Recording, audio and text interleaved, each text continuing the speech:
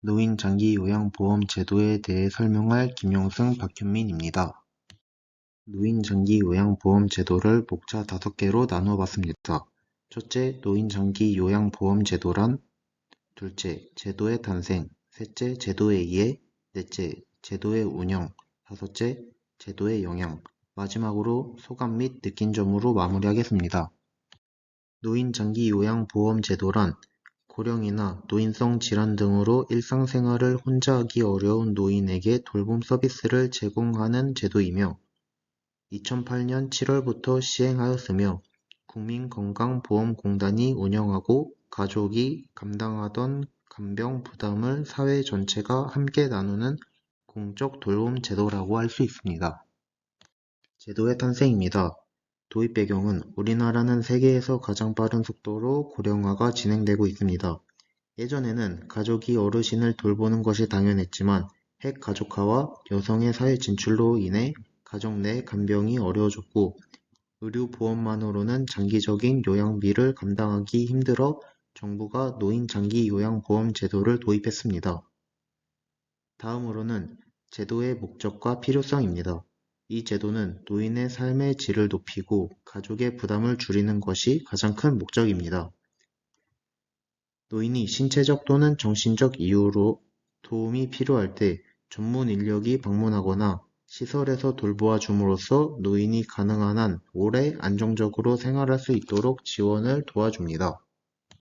다음은 제도의 이해입니다. 이 제도의 적용 대상은 65세 이상 노인 또는 65세 미만이라도 치매, 중풍, 파킨슨병 등 노인성 질환이 있는 사람들이며 장기 요양 인정 신청을 통하여 상태를 평가받고 1에서 5등급 인지 지원 등급으로 나뉘어 서비스를 지원받을 수 있습니다. 등급은 일상생활 수행 능력에 따라 정해집니다. 1등급은 거의 모든 일상생활에서 도움이 필요한 경우이고 2에서 3등급은 부분적 도움이 필요한 경우이며 4에서 5등급은 가벼운 신체적 지원이 필요한 경우입니다. 그리고 인지 지원 등급은 치매처럼 인지 기능 저하가 주요 문제인 경우를 말합니다. 등급에 따라 받을 수 있는 서비스의 종류와 범위가 달라집니다. 다음으로는 제도의 운영입니다. 장기요양보험에서 제공하는 서비스는 크게 3가지입니다. 첫째, 재가급여입니다. 요양보호사가 집으로 찾아와 돕는 방문요양, 간호사 방문, 주 야간 보호시설 이용 등이 포함됩니다. 둘째, 시설급여입니다. 시설급여는 요양원이나 요양시설에 입소해 전문 돌봄을 받는 경우입니다. 마지막으로 특별현금급여입니다.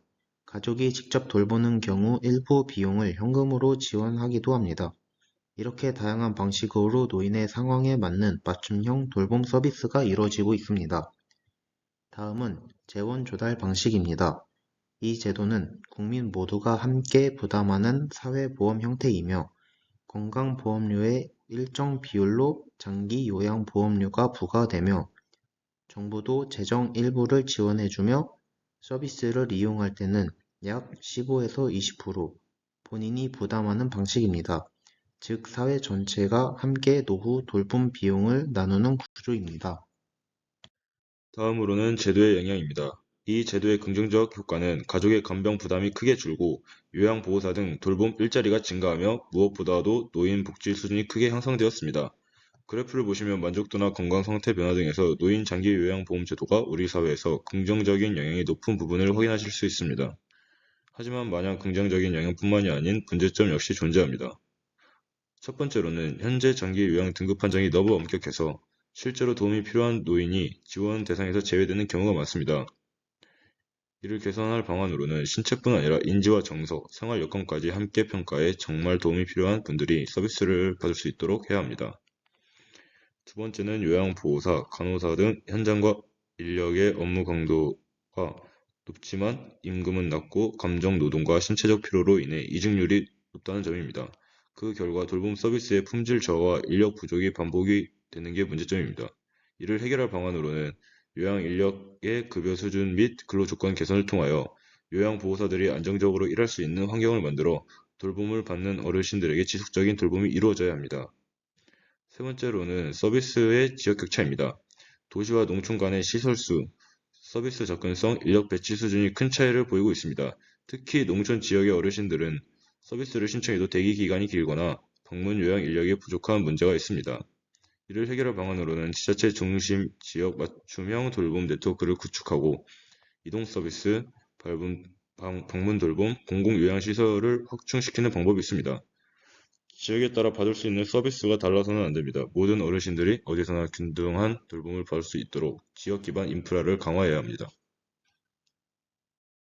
마지막으로 소감 및 느낀 점입니다. 혼자 생활하기 어려운 노인에게 꼭 필요한 서비스를 제공함으로써 가족의 부담을 줄이며 사회적 안정망 역할을 한다는 점이 인상적이었고, 치매나 중증 질환을 가진 65세 미만의 경우도 지원받을 수 있어 연령에 관계없이 필요 기반으로 지원한다는 점에서 포용적이라고 느꼈습니다.